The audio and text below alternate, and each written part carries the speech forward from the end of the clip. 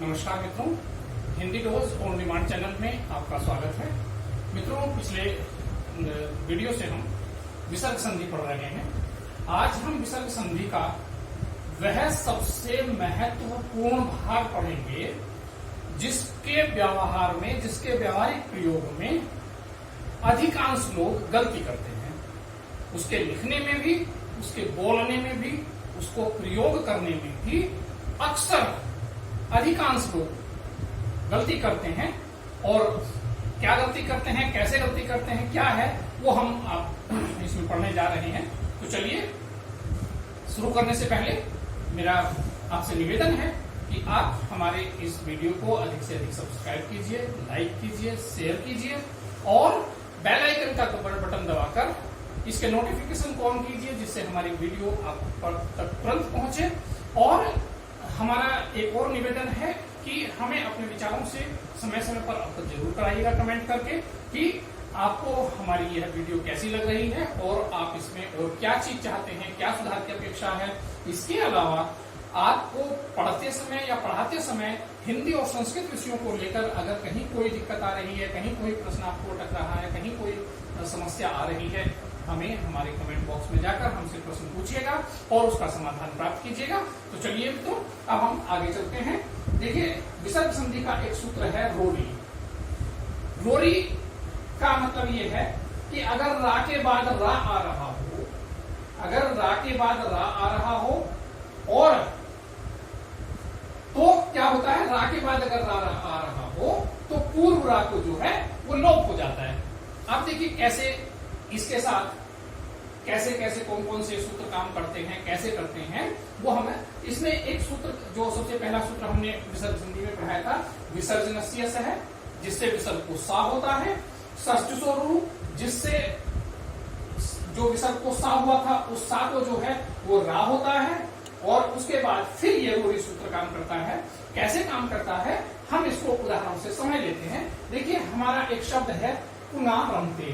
पुनारमते, तो देखिए पुनारमते में जब हम इसका संधि विच्छेद करते हैं तो ये शब्द है पुनः जमा रमते। पुनः मतलब फिर से, तो पुनः जमा रमते। तो मित्रों देखिएगा, पुनः जमा रमते विसर्जनीय से सूत्र से, पदांत मतलब विसर्जनीय से सूत्र से इस विसर्ग को जो है हमारा सा होता है। तो देखिए, हम विसर्ग को हमने पुनः को विसर्ग को हमने स किया है यहाँ पर, तो पुनः जमा रमते हो गया है।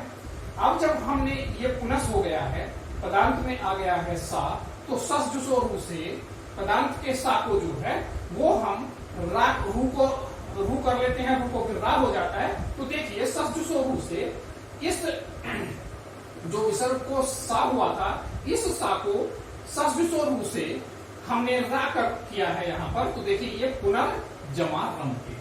अब देखिए पुनर्जमा रमते, अब यहाँ रोरी सूत्र काम करता है कि अगर रा के बाद रा आ रहा हो, तो देखिए पुनर् में रा है, इसके बाद रे आ रहा है, तो इस पूर्व रे को, इस वाले रे को क्या हो जाता है, इसका लोप हो जाता है। तो देखिए, इसका लोप हम यहाँ करते हैं तो ये बनता है पुनर्जमा रमते। अब ये सूत्र और आगे चलता है कि अगर ये आ रहा है तो जो ये रा था, इस रा से पहले अगर कोई ह्रस्व स्वर है, ह्रस्व स्वर ए, ई, उ अगर है तो उसको जो है वो दीर्घ स्वर हो जाता है। तो देखिए, इस रा से पहले ना है और ना में आ है, तो क्या होगा, इस ना में जो आ है उस ना के आ को जो है वो दीर्घ स्वर हो जाएगा। तो दीर्घ स्वर ए का जो दीर्घ स्वर है, ए का जो दीर्घ स्वर है वो होता है आ। तो देखिए, ए का जो दीर्घ स्वर है वो आ है, तो इस ना का जो आ है उसको हमने देखिए आ कर दिया है यहाँ। तो ये होता है हमारा, ये हो गया पुना और ये हो गया रमते। और जब हम इसको मिलाकर लिखते हैं तो देखिए ये शब्द बनता है हमारा पुना रमते। तो ये शब्द हमारा बनता है पुना रमते, यानी रा के बाद रा आने पर जो पहले वाला रा है वो उसका लोप हो जाता है, और रा से पहले वाला जो भी ह्रस्व स्वर है, वो चाहे अ हो, चाहे ई हो, चाहे उ हो, उसको जो है वो दीर्घ स्वर हो जाता है। तो यहाँ पर रा से पहले आ है तो इस आ को जो है देखिए दीर्घ स्वर आ हो गया है और ये पुनरारंभते हो गया। इस तरह से ये शब्द हमारा बना। हम और एक उदाहरण लेते हैं जिसका देखिए अक्सर हिंदी में इन शब्दों का बड़ा प्रयोग होता है, जैसे नीरज, नीरस, नीरज है, नीरस है, निरोग है। तो क्या करते हैं, अक्सर लोग समझते हैं भाई नीरस, देखिए बोलने में कि भाई नीरस, अक्सर लोग इसको देखिए ऐसे लिखते हैं, निरोग को अक्सर ऐसे लिखते हैं, निरोग, ठीक है। नीरज को अक्सर ऐसे लिखते हैं। दोस्तों यह गलत है। गलत क्यों है? ये यहां पर ये रोरी संधि जो है यहां पर काम करती है। ये रोरी संधि का जो, ये विसर्ग संधि का जो रोरी सूत्र है वो यहां पर काम करता है और उसकी वजह से ये जो ह्रस्व ई है ये दीर्घ होता है। कैसे होता है हम देखिए इसको उदाहरण से इसको हम समझ लेते हैं कैसे होता है। जब आप ये समझ लेंगे तो इसके बाद आप इसको बोलने में, लिखने में कहीं भी इस तरह की गलती नहीं करेंगे। तो जैसे देखिए हम नीरज शब्द को लेते हैं, तो देखिए नीरज शब्द में शब्द है क्या, इस नीरज का जब हम संधि विच्छेद करते हैं तो शब्द है हमारा नीहि जमा रज। अब देखिए नीहि जमा रज। अब विसर्जन निश्चय सूत्र से हम ये हमारा इस विसर्ग को जो है वो सा हो जाता है। देखिए हम करते हैं इसको, तो ये हो गया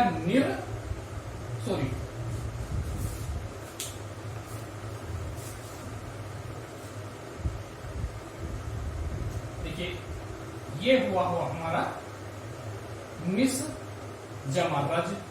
अब देखिए निस जमा रज हो गया। अब इस स्वरूप से इस सा को हमने रू किया, तो देखिए इस सा को हमने जब रू किया, रूप मतलब रा किया, तो देखिए ये हो गया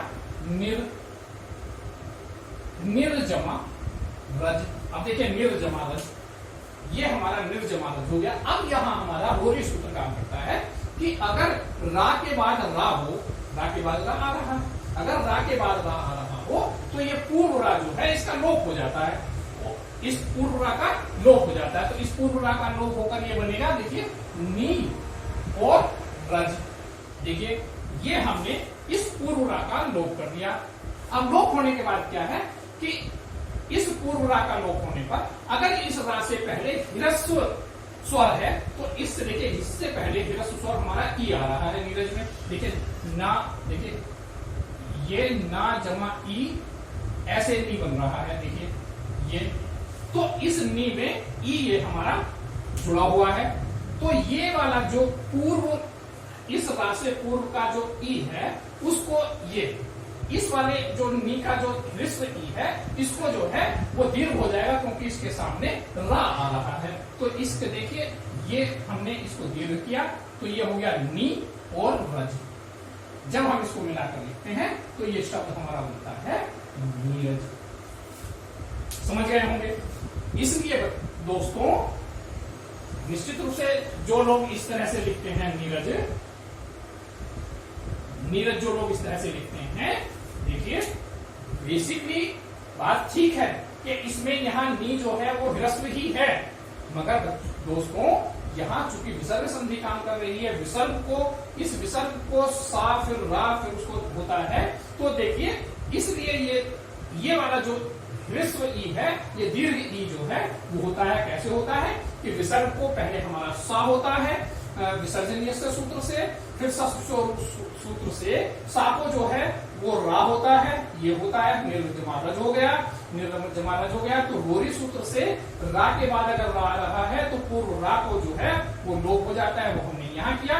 और लोप होने के बाद जो पूर्व रा से पहले का जो ह्रस्व स्वर है उसको जो है वो दीर्घ हो जाता है। तो इस रा से पहले देखिए ये ई आता है इसमें ह्रस्व, और इस ह्रस्व ई को हमने जब यहाँ दीर्घ किया तो इस तरह से ये नी हो गया और रज हो गया और इस तरह से मिलकर ये नीरज बनता है। इसी तरह से देखिए हम एक और शब्द जो अक्सर क्या बहुत ज्यादा हमारे उसमें यूज होता है वह है नीरस।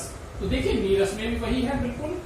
नीरस का जब हम संधि विच्छेद करेंगे तो देखिए निहि जमा रस, ये हो गया निहि जमा रस। नीरस का जब हम संधि विच्छेद करें तो निहि जमा रस। आप देखिए ये यहाँ पर इस विसर्ग को हमारा स होता है, ये हमने किया निस जमा रस, ये हमारा हो गया। देखिए इस विसर्ग को हमने सा किया है विसर्जनीय से सा सूत्र से, तो विसर्ग को जो है वो सा हो गया है। अब ससजुसो रू सूत्र से इस निस के सा को जो है वो रा हो जाता है। तो देखिए हमने इसको किया तो ये हो गया निर और जमा रस, देखिए ये रस हो गया।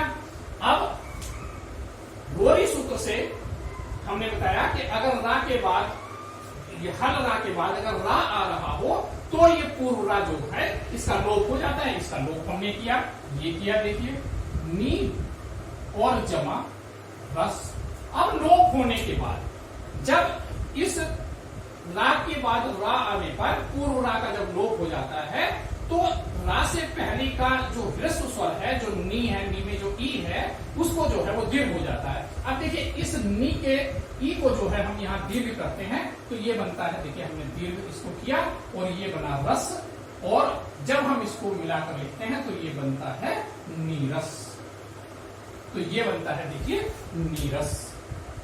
समझ गए होंगे दोस्तों ये नीरस कैसे बनता है। तो इसलिए दोस्तों कभी भी नीरस में इसको कभी आपको इस तरह से नहीं लिखना है, ये कभी नहीं लिखना है, ये गलत है, क्योंकि इसमें रोरी सूत्र काम करता है यहाँ।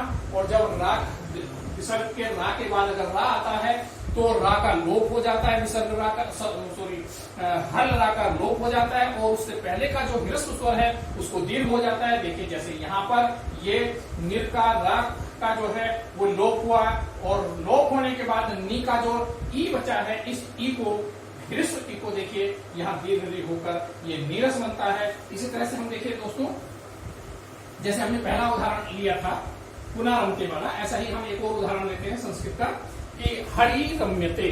हरि रम्यते में देखिए वही है हरि रम्यते का, ये देखिए हरि रम्य, हरि रम्य जो शब्द है इसका जब हम संधि विच्छेद करते हैं तो देखिए ये बनेगा हरि जमा रम्य। अब हरि जमा रम्य में इस विसर्जनीय से सूत्र से विसर्ग को जो है वो सा हो जाता है, तो देखिए ये बनेगा हरिस जमा रम्य। तो देखिए हरिस जमा रम्य हो गया। विसर्ग को विसर्जनीय से सूत्र से विसर्ग को सा हमने कर दिया।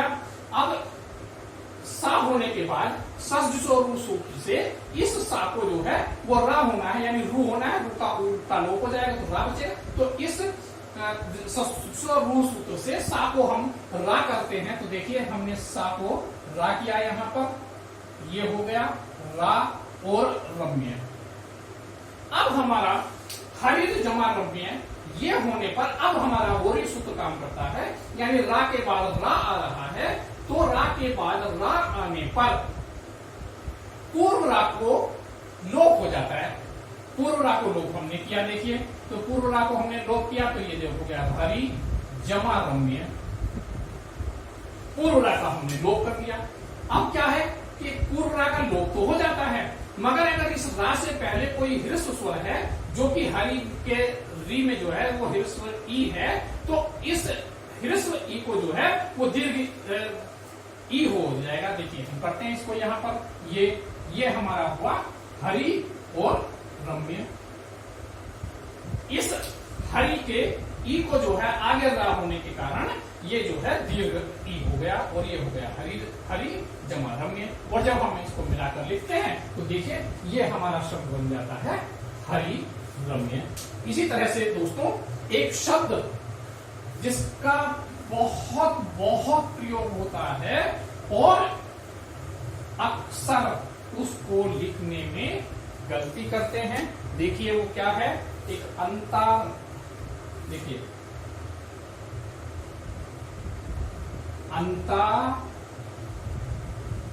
अंतरराष्ट्रीय, देखिए अंतरराष्ट्रीय शब्द है जिसके लिखने में अक्सर लोग गलती करते हैं। या तो इसको लिखेंगे ऐसे करके लिखेंगे अंतर,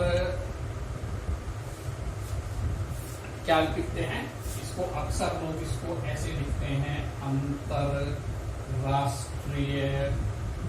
ऐसे लिखते हैं कोई। तो यहां इस शब्द की हम वो पढ़ते हैं कि देखिए ये क्या कैसे बना। तो अंतरराष्ट्रीय को जब हम संधि विच्छेद करेंगे तो देखिए ये शब्द हमारा दो शब्दों में बनेगा। ये बनेगा अंतः जमा राष्ट्रीय, राष्ट्रीय, अंतः जमा राष्ट्रीय। अब देखिए अंतः कहते हैं भीतरी को, जो राष्ट्र के भीतर है, जो राष्ट्र के अंदर से संबंधित है, वो कहलाता है अंतः जमा राष्ट्रीय, अंतः राष्ट्रीय। अब देखिए अंतः विसर्जनीय सह सूत्र से विसर्ग को हम सा करते हैं, सा हो जाता है। तो देखिए हमने किया, तो ये हो गया हमारा अंतस जमा राष्ट्रीय, अंतस जमा राष्ट्रीय। देखिए अंतस जमा राष्ट्रीय विसर्जनीय सूत्र से विसर्ग को हमने सह किया है, अंतस जमा राष्ट्रीय हो गया। अब अंतस राष्ट्रीय होने पर सस्जुसोरु से पदार्थ के सा को जो है वो रा होता है। ये देखिए हमने किया, इसको रा हमने कर लिया, ये हो गया हमारा, ये देखिए ये हो गया, ये देखिए हमने ये अंतर जमा राष्ट्रीय। आप देखिए अब यहां रूढ़ि सूत्र काम करेगा कि रा के बाद रा आ रहा है, रा के बाद अगर रा आ रहा है तो पूर्व रा जो हल वाला है उसका जो है वो लोप हो जाता है। तो देखिए पूर्व रा, ये रा के बाद ये रा आ रहा है, तो इस पूर्व रा का लोप होना है। तो देखिए हम इसको करते हैं, इसके लोप को। तो ये देखिए अंत हो गया और ये हुआ राष्ट्रीय।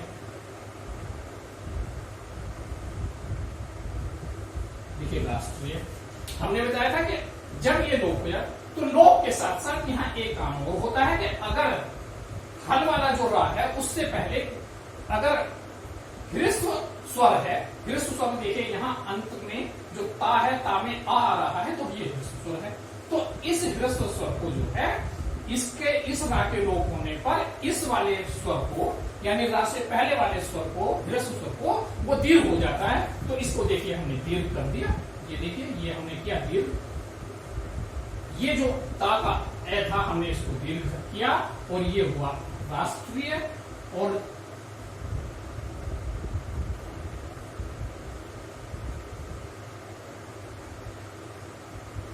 देखिए ये हुआ राष्ट्रीय, और जब हम इसको मिलाकर लिखते हैं तो ये शब्द बनता है हमारा अंतरराष्ट्रीय, अंतरराष्ट्रीय।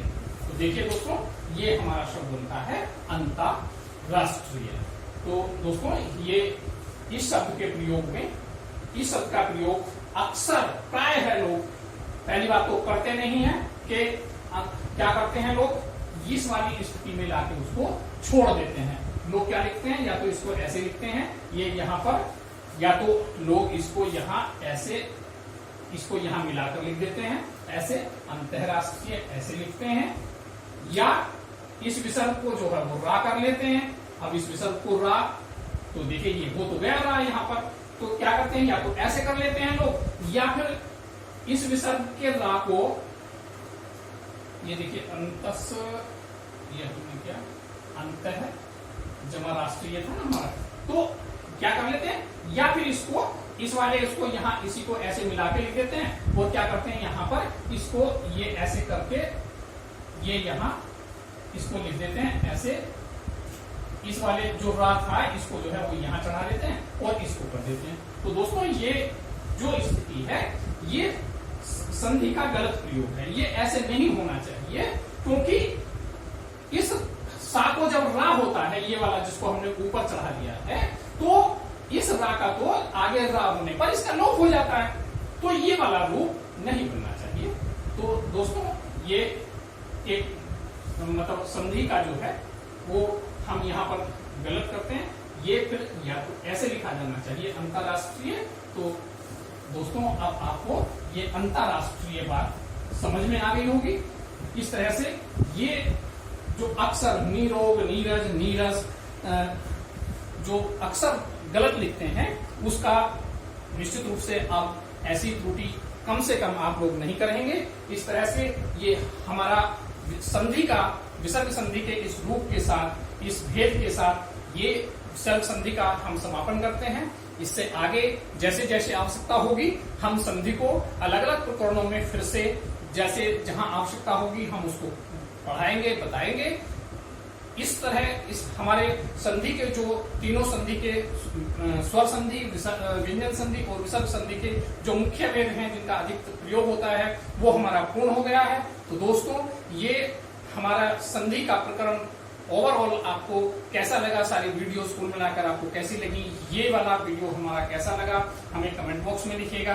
हमारे इस चैनल को सब्सक्राइब कीजिएगा, लाइक कीजिएगा, शेयर कीजिएगा और हमें यह जरूर बताइएगा कि आपको कहाँ क्या बात समझ में नहीं आई और हम इसको बेहतर बनाने के लिए, जिससे यह हमारा चैनल आपके लिए अधिक उपयोगी हो, हम और क्या प्रयास करें यह आप हमें कमेंट करके जरूर बताइएगा। और पढ़ते समय और पढ़ाते समय अगर आपको हिंदी या संस्कृत विषयों से संबंधित कोई भी समस्या आ रही है, कोई बात आपको परेशान कर रही है, हमारे चैनल के कमेंट बॉक्स में जाइए, प्रश्न कीजिए, अपनी समस्या, अपनी शंका का हमसे साझा कीजिएगा। हम निश्चित रूप से उसका समाधान आपके लिए करेंगे। तो मित्रों ठीक है, अब हम इसके बाद हम अगला प्रकरण हम लेंगे विलोम, जो कि पैट की जो परीक्षा में पीईटी की जो परीक्षा आगे होने जा रही है उसमें विलोम शब्द जो है वो इसके बाद महत्वपूर्ण टॉपिक है। सबसे महत्वपूर्ण, सबसे जटिल और सबसे व्यापक जो प्रकरण था वो संधि प्रकरण था, जो हमने आज पूर्ण कर लिया है। अब हम अगले वीडियो में विलोम शब्द पढ़ेंगे। विलोम शब्द में हम आपको बताने जा रहे हैं कि विलोम शब्द कैसे बनने चाहिए, किस शब्द का कौन सा विलोम होना चाहिए, कैसे उसका होना चाहिए, कौन सा विलोम किस शब्द का कौन सा विलोम नहीं होगा। ये सारी बातें हम सिद्धांततः ट्रिक के रूप में आपको बताएंगे कि किस शब्द का कौन सा विलोम होना चाहिए और कौन सा विलोम नहीं होना चाहिए। यह हम आपको जब विलोम शब्द का जो प्रकरण हम लेकर आएंगे उसमें पढ़ाएंगे। निश्चित रूप से आपको विलोम शब्दों के संधि जैसे हमने स्पष्ट किया है सूत्रों के साथ, ट्रिक के साथ, सारी बातों के साथ, इसी तरह से हम विलोम में भी आपको सारी बातें विस्तार से बताएंगे। और निश्चित रूप से हम आपको आश्वस्त करते हैं कि विलोम शब्दों के प्रयोग में, शब्दों को सही करने में वहां पर किसी तरह की त्रुटि नहीं होगी। तो ठीक है मित्रों, नमस्कार।